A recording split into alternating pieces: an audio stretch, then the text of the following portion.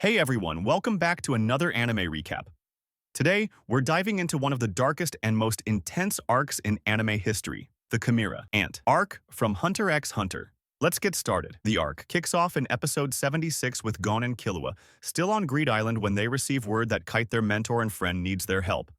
Kite is a professional hunter and a student of Ging Freakus, who is Gon's father. Kite has been investigating some strange occurrences near the Neo-Green Life NGL Autonomous Region, an isolated country that rejects all modern technology. When Gon and Killua arrive, they find Kite with his two disciples, Spin and Stick. Kite explains that he's been tracking a new species of creature that shouldn't exist. Kite shows them a mysterious arm that was discovered and identifies it as belonging to a chimera ant. But this isn't any ordinary chimera. And this one is massive and dangerous. Chimera ants are insects that consume other creatures and take on their characteristics through a process called phagogenesis.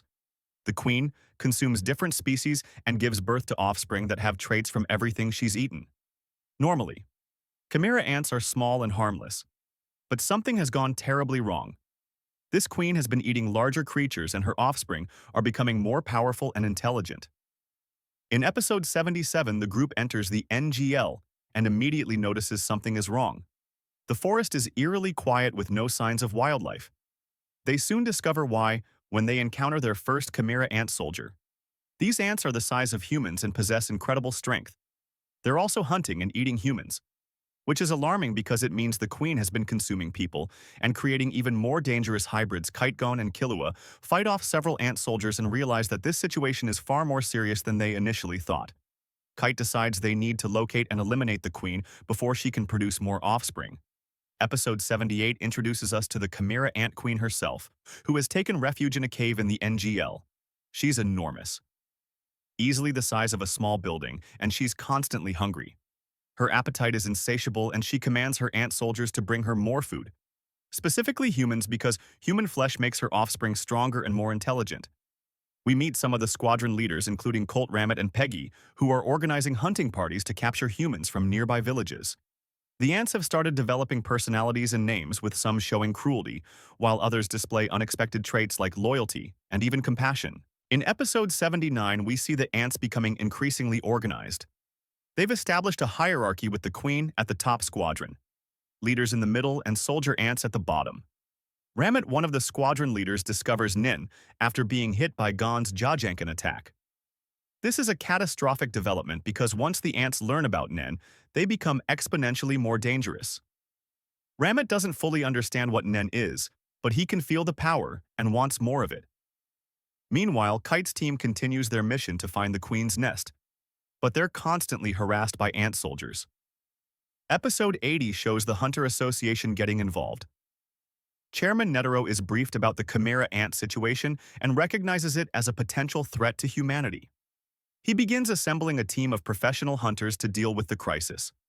Meanwhile, the Ant Queen gives birth to 3 special guards who are far more powerful than any previous offspring. These are Neferpitu Shayapuf and Menthuthu known collectively as the Royal Guards. They're born with incredible Nin abilities, and their sole purpose is to protect the Ant King, who is still gestating inside the queen. Neferpitu is the first to be born and immediately displays terrifying power and a playful but deadly personality. In episode 81, Neferpitu's Nen ability, Terpsichore, is revealed, which allows her to manipulate her own body like a puppet, enhancing her physical abilities to superhuman levels. She also develops Dr. Blythe, a healing ability that can repair injuries. She's curious about the world and sees humans as toys to play with, rather than threats. The squadron leaders are both amazed and terrified by the Royal Guard's power. Meanwhile, Kite's group continues tracking the nest and encounters more ant soldiers. The fights become more intense as the ants start using basic Nen techniques.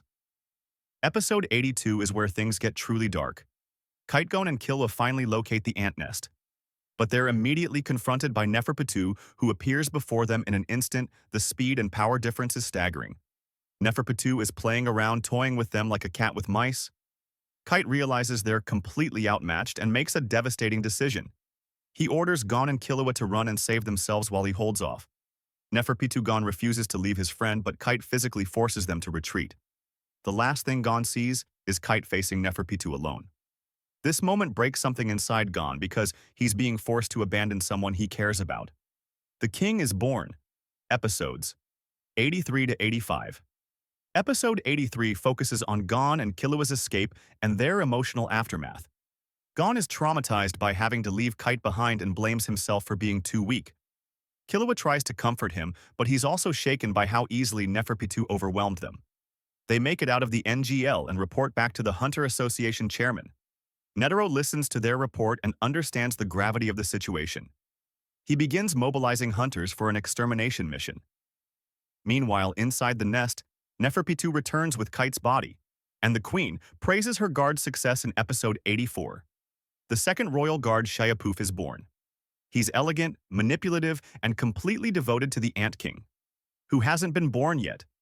Poof has the ability to read emotions and manipulate people through his scales. He's also incredibly intelligent and begins organizing the ant colony more efficiently. The third guard Menthuthu. Yuppie is born shortly after he's massive, incredibly strong, and has the ability to transform his body into various weapons. Unlike the other two guards who have complex personalities, Yuppie is straightforward and loyal, focusing only on protecting the king. Episode 85 is one of the most important episodes because the Ant King Meruem is finally born, but his birth is violent and unexpected. Meruem literally tears his way out of the queen's womb, severely injuring her. In the process, he emerges as a being of pure power with pale green skin, a muscular build, and a long, powerful tail. The royal guards immediately bow before him, recognizing him as their king. Meruem is born with complete intelligence, and he's cold, calculating, and utterly ruthless. He has no regard for anyone, including his own mother. When the queen tries to talk to him and asks him to remember, her Meruem dismisses her as irrelevant and walks away. The queen is left dying from her injuries, calling out for her king. Episode 86 shows Meruem establishing his dominance. He kills and eats several squadron leaders simply because they annoyed him. The royal guards don't interfere because they believe the king's judgment is absolute. Meruem declares that he will rule over all species and that the strong have the right to dominate the weak. He's essentially the embodiment of natural selection taken to its extreme. The dying queen uses her last strength to name him Meruem, which means the light that illuminates all. She hopes he will bring light to the world. But Meruem doesn't care about her wishes. In episode 87, Meruem and his guards leave the NGL, heading toward the nearby country of East Gorto, which is ruled by a dictator. The ants plan to take over the country and use it as their base of operations. Meruem demonstrates his terrifying intelligence by instantly learning and mastering complex strategy games. He challenges various board game champions and defeats them effortlessly, often killing them afterward when they have nothing left to teach him. His power isn't just physical. His mind is perhaps his greatest weapon. Episode 88 introduces a major turning point when Meruem meets a blind girl named Komugi, who is the world champion of a board game called Gungi. Meruem challenges her expecting an easy victory, but Komugi defeats him repeatedly. This is the first time Meruem has ever lost at anything, and it frustrates and intrigues him rather than killing her. He keeps her alive so he can continue playing against her. This is the beginning of Meruem's character development, as Komugi's pure dedication to Gungai starts affecting him in ways he doesn't understand. In episode 89, the Hunter Association's extermination team arrives in East Gorto. Chairman Netero leads the team, which includes some of the strongest hunters, Morel Nov, Knuckleshoot Palm, and others. Netero explains the plan they need to separate the king from his royal guards, because fighting all four at once would be suicide. The team begins gathering intelligence on the ants' movements and preparing for the confrontation. Meanwhile, the ants have taken over the East Gorto Palace and are using mind control to enslave the human government. Officials episode 90 focuses on Gon and Killua's determination to get stronger so they can save Kite. They join Morel's team and are told they need to develop their Nen abilities. Further, Morel assigns Knuckle and Shoot to train them. Knuckle is a beast hunter who looks like a delinquent but has a good heart. His NN ability is called Hakawar, which forces his opponent into a state called bankruptcy. If they accumulate too much interest on Nen, he lends them. Shoot is more reserved, and his ability, Hotel Refulgia, can trap parts of his opponent's body in a birdcage. In episode 91, Gon and Kill will begin their intense training. They have to defeat Knuckle and Shoot within a month. or they won't be allowed to participate in the mission. Gon focuses on building up his Nen reserves, while Killua works on developing a new technique. The training is brutal, and both of them are pushed to their absolute limits. Knuckle uses Hakaware on Gon, which puts a Nen creature called Pot Clean on him. That counts up interest Gon has to fight while managing this debt, or he'll go bankrupt and lose all his Nen. Temporarily. Episode 92 shows more of the ants' activities in East Gorto. The royal guards are organizing a selection process where they're forcing all citizens to attend a ceremony where they'll awaken their Nen through force. Anyone who survives will become a soldier for the king's army. Anyone who dies was simply too weak. This process will kill millions of people, but Meruem doesn't care about human casualties. He continues playing Gungi with Komugi and is slowly becoming obsessed with defeating her. He's also starting to show small signs of respect toward her, which his guards find confusing. In episode 93, Killua develops his new ability called Godspeed, which allows him to move at incredible speeds by channeling electricity through his body. This is a massive power-up that makes him one of the fastest characters in the series. He uses it to finally land a hit on Shoot during training. Meanwhile, Gon continues struggling against Knuckles' ability and realizes he needs to focus on a single powerful attack rather than prolonged combat. He decides to perfect his Jaw-Janken technique, making it stronger and faster.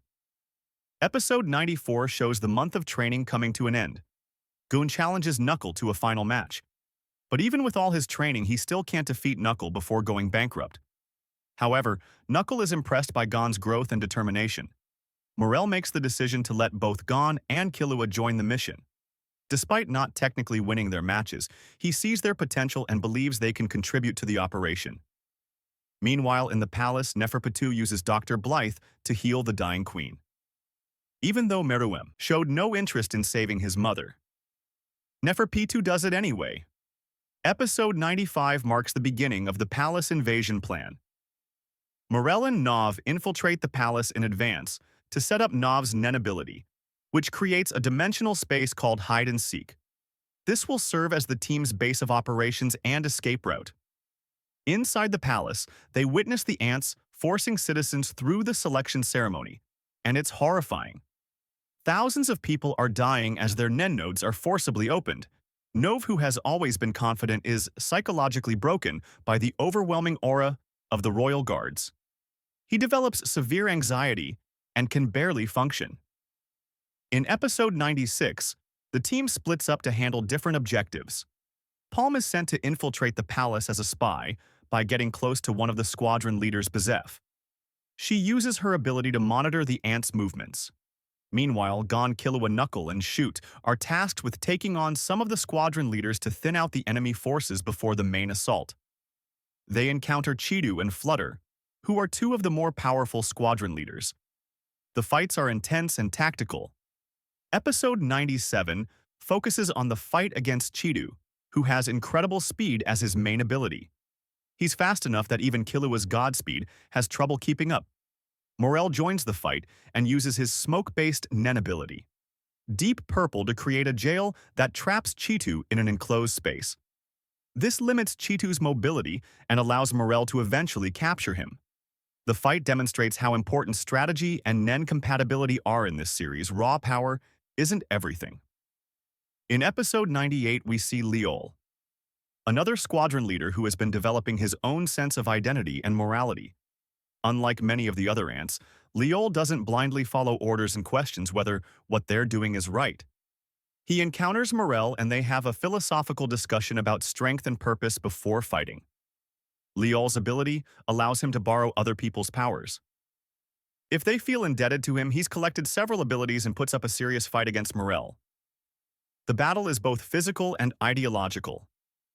Episode 99 shows Chairman Netero arriving with his secret weapon, the Poor Man's Rose, a miniature nuclear bomb that's sewn inside his chest. This is Netero's backup plan. If they can't defeat the king conventionally, he'll detonate the bomb, even if it means sacrificing himself. Netero meets with the other hunters and explains the final plan. They'll storm the palace, separate the king from his guards, and neutralize all 4 targets. Simultaneously, the timing has to be perfect, because if the royal guards protect the king, they'll never win. In episode 100, the team does final preparations and we learn more about each character's motivations. Gon is fighting to save Kite. Killua is fighting to protect. Gon, Morel, and Knov are fighting for humanity. Netero is fighting because he wants to face the ultimate challenge and test his martial arts against the strongest opponent. Meanwhile, in the palace, Meruem continues playing Gungi with Komugi. And something strange is happening. He's developing emotions and starting to care about her well-being. When she gets injured, he shows genuine concern, which confuses both him and his guards. Episode 101 introduces Welfin and Icalgo, two Chimera ants who are starting to regain their human memories. Welfin remembers being a human named Gyro and is searching for his past self. Icalgo becomes friends with Killua after being spared and starts questioning his loyalty to the Ant King. These characters represent the theme that humanity isn't defined by species but by compassion and choice. They're technically monsters, but they're more human than many actual humans in the series. In episode 102, the invasion is about to begin. Netero Knov, Morelgon, Killua Knuckle, Shoot Icalgo, Meliron and Palm all take their positions around the palace. The plan is complex. Netero will challenge the king directly, while the others handle the royal guards and squadron leaders. Meliron, who can turn invisible and make one other person invisible, will help with infiltration. The tension is incredible because everyone knows some of them might not survive this mission. Episode 103 begins with Netero and Zeno, using Dragon Dive to break into the palace. Zeno's Nen ability creates a massive dragon made of aura that splits into hundreds of smaller dragons that rain down on the palace like missiles. It's a spectacular display of power that destroys large sections of the building and scatters the ants. The moment the invasion starts, the royal guards immediately move to protect Meruem. But Netero is faster. He grabs Meruem, and in a single instant they're both launched miles away from the palace landing in a remote location. Netero wanted to separate the king from his guards, and he succeeded in episode 104. The royal guards are in complete panic because they've lost track of their king Shiapoof and Menthuthu. Yuppie search frantically while Neferpitou stays behind because she senses that Kite might still be alive. Gon confronts Neferpitou and demands she heal Kite using Dr. Blythe. But what Gon sees destroys him completely. Kite's body is there, but it's being controlled like a puppet by Neferpitou's. Terpsichore, Kite is already dead. His soul is gone, and he's just an empty corpse being used as a training dummy for the royal guard. Gon's mind breaks. He enters a state of cold rage that's terrifying to witness. Episode 105 shows the various battles erupting throughout the palace. Knuckle and Shoot face Menthuthu, who transforms into a massive centaur. Like monster with incredible power, Yuppie is overwhelming them completely, despite their best efforts. Morel is fighting Shiapoof's clones, which are spreading throughout the palace, trying to find the king. Meanwhile, Killua is protecting Icalgo and helping evacuate civilians. The palace has become a war zone with Nen, abilities flying everywhere. The animation and choreography in these episodes are absolutely incredible. In episode 106, we see the beginning of Netero's fight against Meruem in the remote location. The king tries to reason with Netero, suggesting they talk instead of fight. But Netero refuses. He's been waiting his entire life for an opponent like this, someone who can push him to his absolute limits. Netero reveals his Nen ability, the 100-type Guanyin Bodhisattva, a massive multi-armed golden Buddha statue that appears behind him. The Buddha can attack faster than the eye can see, with each palm strike carrying devastating force. Meruem tries to counter, but he's actually being pushed back for the first time in his life. The fight between these two is just beginning, and it's clear this will be the ultimate battle. And that's where we'll pause this recap covering episodes 76 through 106 of the Chimera Ant arc. We've seen the introduction of the Chimera ants, the birth of Meruem, his character development through Komugi, the Hunter Association's preparation, and the beginning of the palace invasion. The next episodes will feature some of the most intense battles and emotional moments in all of anime. This arc is a masterpiece that explores themes of humanity, evolution, and what it truly means to be human or monster. If you enjoyed this recap, smash that like button, subscribe for part 2, covering episodes 107 through 136, and let me know in the comments what your favorite moment from this arc is so far. Thanks for watching, and I'll see you in the next one.